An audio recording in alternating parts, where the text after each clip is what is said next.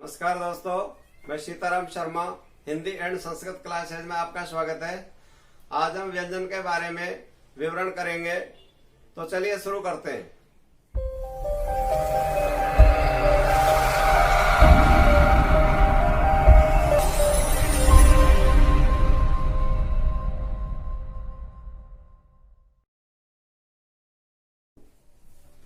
दोस्तों, अगला वाला हमारा टॉपिक है व्यंजनों का, वो है प्राणत्व के आधार पर व्यंजनों के भेद।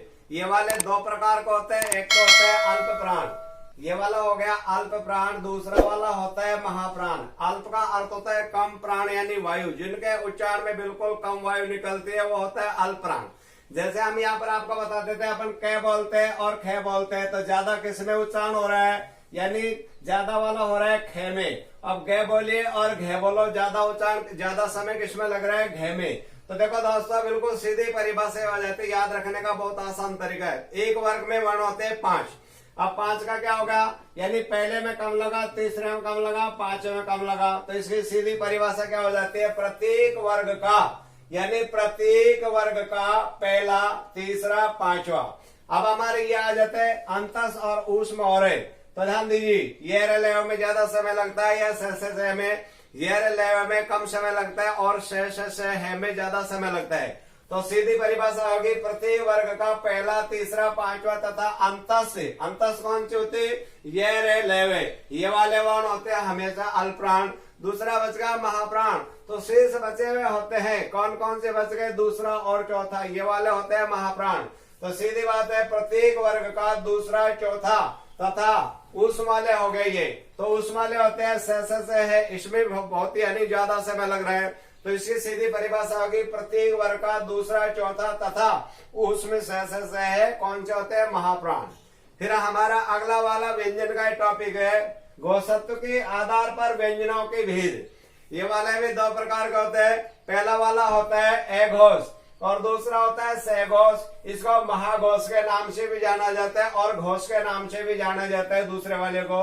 अब घोष का अर्थ होता है दबाव, यानी जिन वर्णों का उच्चारण करते हैं उस समय ज्यादा समय लगता है, बहुत ज्यादा दबाव देना पड़ता है, वो होता है घोष। तो देखो पहले वाली जो पंक्ति थी, जैसे बच्चा बोलेगा क खे खे गे गे, आदान प्रदान होता रहता है, लेकिन जब एक साथ पंक्ति याद हो जाती है तो उसको बोलते हैं, तो कहां से दबाव चालू हो जाता है वो अपन को ध्यान देना है। तो इसकी सीधी बात हो जाए, जैसे कै खे गे, इसका मतलब यहाँ से दबाव ज्यादा हो गया, तो ध्यान दीजिए, दो तो इधर रख लीजिए और दो इधर कर लो, बीच की आधी दूरी होगी। भाई आधी दूरी तक तो व्यक्ति को कोई दिक्कत नहीं होती। कै बोला कम श्वास हो गया, खे बोला फिर श्वास कम हो गया, गे बोला फिर श्वास कम हो गया, और घे बोला फिर कम होगा, यहाँ कम हो गया, तो दबाव कहां से बढ़ा, गैसी। जो दबाव बढ़ रहा है उसे कहते हैं हम, यानी सघोष या महाघोष। जबकि पहला है और ये क है, ख है, इसमें इतना दबाव नहीं पड़ा, तो सीधी परिभाषा हो जाती है कि प्रत्येक वर्ग का, यानी पहला और दूसरे में दबाव नहीं पड़ी। फिर हमारा ये वाले आ जाते हैं अंतस और ऊष्म और, तो हमारा ये लेगा बोलते हैं ये शे। तो दोस्तों ये बोलते हैं तो दबाव ज्यादा होता है, कंपन मस्तिष्क में ज्यादा होता है, ये से चुपचाप ही बन जाता है, किसी प्रकार की कोई परेशानी नहीं होती। तो यहाँ देखो, यानी प्रत्येक वर्ग का पहला और दूसरा होगा तथा ये जो तीनों से इसमें कोई दबाव नहीं हुआ, तो ये वाले होते हैं अघोष। तो प्रत्येक वर्ग का पहला, दूसरा तथा से अघोष होते हैं। शेष बचे होंगे वो महाघोष होंगे। महाघोष कैसे हो गए, क्योंकि प्रत्येक वर्ग का कौन सा बन गया, 345 संख्या, यानी तीसरा, चौथा, पांचवा, ये सारे के सारे आ गए। तो देखो प्रत्येक वर्ग का तीसरा, चौथा, पांचवा तथा, अब इसके बाद देखो ये रे ले वे है, इसमें बहुत ज्यादा दबाव पड़ रहा है, तो दबाव पड़ता है उसे कहते हैं घोष। तो इस वाले की भी परिभाषा होगी कि सघोष कौन से होते हैं, प्रत्येक वर्ग का तीसरा, चौथा, पांचवा, ये वाले तीसरे, चौथे, पांचवे। यहाँ देखो, यानी एक वर्ग में 5 वर्ण होते हैं, एक लाइन 2 हो गया, तीसरा हो गया, 4 हो गया और 5 हो गए, इस प्रकार से। एक बार पुनः देखिए, ये हमारी क्रम संख्या है।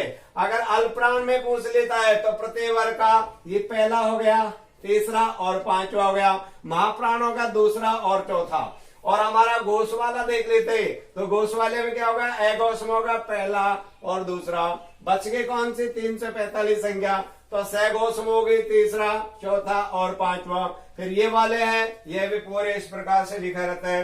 कंपटीशन एग्जाम में अल्पप्राण का पूछ लिया तो पूरे को याद रखने की जरूरत नहीं है, 5 वर्ग होते हैं उनको ध्यान रख लो और उसमें एक क्रम याद रख लीजिए, पहला तीसरा पांचवा। इसमें 2 और 4 संख्या याद रखो। इसमें जो हमारा घोषित वाला है अघोष में पहला और दूसरा याद रख लो, और सघोष में कौन सा रखेंगे, तीसरा, चौथा और पांचवा वाला याद रख लेंगे। ऐसे इस प्रकार से कंपटीशन एग्जाम में पूछे जाते हैं। दोस्तों हमारा जो स्वर और व्यंजन थे उसके 20 क्वेश्चन बनते हैं, 20 वाले क्वेश्चन है 1 से 20 तक। ये बहुत मोस्ट है, ये एग्जाम में कंपटीशन में आते रहते हैं। तो मैं यहाँ पर आपको थोड़ा सा समझा रहा हूँ। देखिए आपसे पूछ लिया जाता है कि भाई स्वर कितने होते हैं, तो स्वर होते हैं 11। आपसे पूछ लिया जाता है व्यंजन कितने होते हैं, व्यंजन होते हैं 33। आपसे पूछ लिया जाता है कि वर्णमाला में वर्ण कितने होते हैं, पहले वर्णमाला समझ लीजिए। वर्णों के व्यवस्थित समूह को वर्णमाला कहते हैं। जैसे छोटे बच्चों की जो बाल पोथी होती है, इसमें कै कबूतर चौचर का एनार लिखा रहता है, वो होता है बाल पोथी। उसमें जो क्रम से लिखा रहता है उसी कहते हैं वर्णमाला। 11 स्वर होते हैं, 33 व्यंजन होते हैं, प्लस 3 होते हैं क्षत्र गे, तो 11, 33 और 3 हो गए 47। वर्णमाला में वर्ण कितने होते हैं, 47। ठीक है दोस्तों। और फिर पूछ लिया जाता है कुल सहित व्यंजनों सहित वर्ण होते हैं, तो 47 तो ये होगी। और 2 और हो गए, एक तो होता है दय, यानी दय और ऐसे बना दय, और से और ऐसे बना श्रेय, तो यानी 2 और काउंटिंग कर लो कितने हो गए, 49 हो गए। अब यहाँ पर पूछ लिया जाता है देवनागरी लिपि में वर्ण कितने होते हैं, 52 होते हैं। देवनागरी, देव नामक विद्वान था, उसने लिपि बनाई थी। ठीक है दोस्तों, तो इसलिए देवनागरी लिपि में पूछ लिया जाता है कितने होते हैं, 52 होते हैं। नंबर 6 वाला है कि स्पर्श व्यंजन कितने होते हैं। स्पर्श का मतलब होता है जो कहीं न कहीं भाग से स्पर्श करते हैं, जैसे कै वर्ग है, च वर्ग है, टे वर्ग है, तय वर्ग है और पे वर्ग है। तो कैसे और मैं तक होते हैं 25 वो होते हैं स्पर्श व्यंजन। फिर 7वां नंबर देखो स्पर्श संघर्ष व्यंजन, यानी ये वाले संघर्ष ऐसे है कि जीव के नीचे से बोले जाते हैं और जीव को परेशानी होती है। तो च, छ, जय, झय, ये अगर जीव के नीचे छाले हो जाते हैं तो ये वाला जो वर्ण है इनका उच्चारण नहीं होता, परेशानी होती है।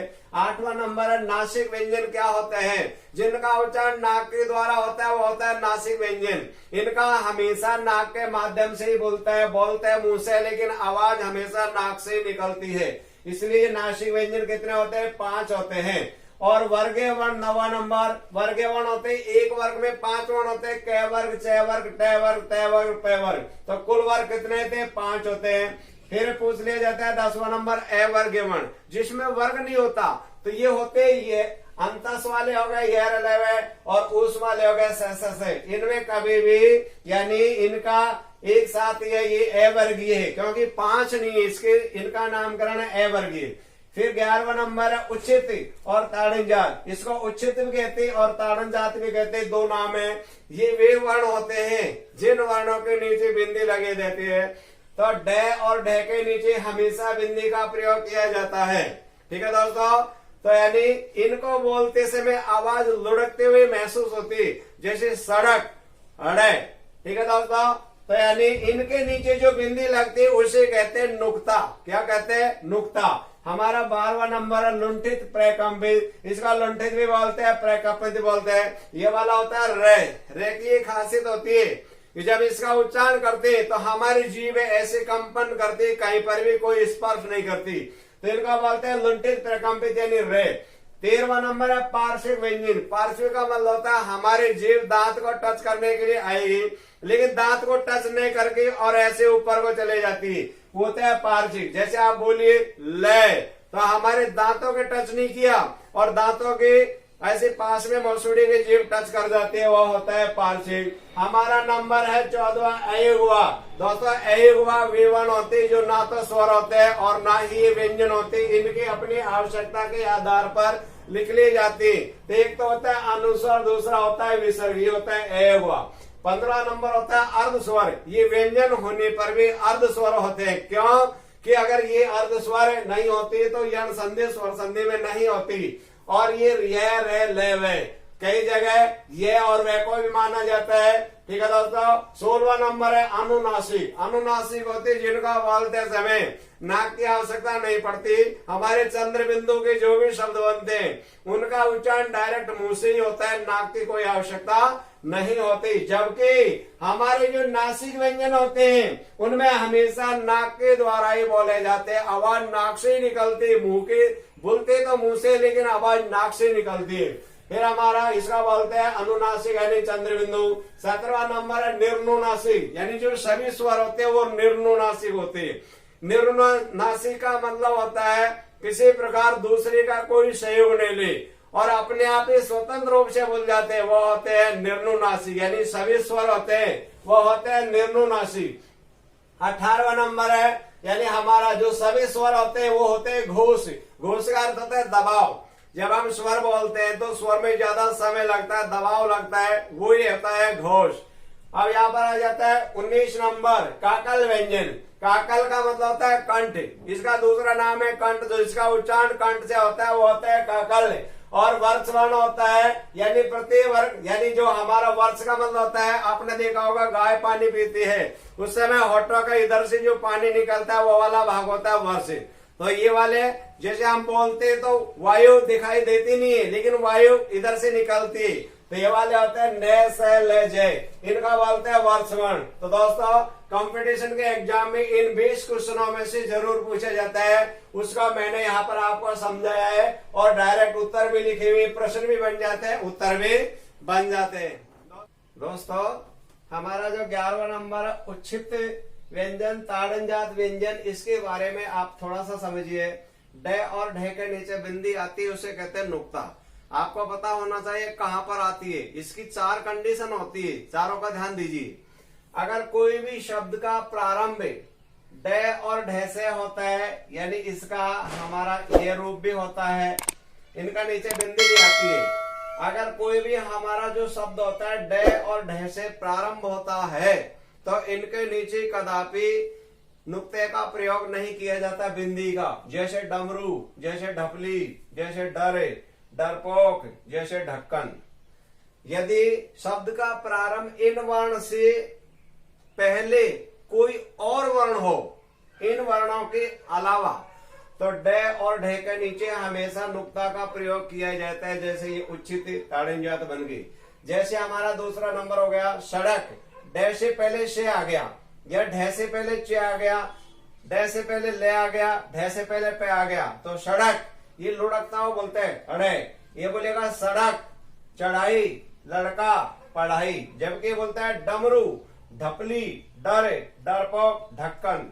तीसरी कंडीशन होती है दोस्तों, अगर इन वर्ण से पहले और कोई वर्ण के ऊपर बिंदी हो, अनुस्वर हो, तो अभी कभी भी बिंदी का नुक्ते का प्रयोग नहीं किया जाता है। जैसे देखो झंडा, यहाँ पर ड से पहले ज है, ज के ऊपर बिंदी अनुस्वर है तो इसका प्रयोग नहीं किया गया।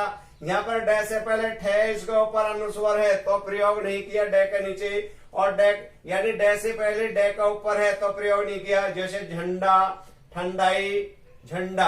अब ध्यान दीजिए, चौथे कंडीशन होते हैं, अगर मान लीजिए किसी शब्द का प्रारंभ नि उपसर्ग और ई से षटकोण से प्रारंभ होता है तो भी नुक्ता का प्रयोग नहीं किया जाता बिंदी का।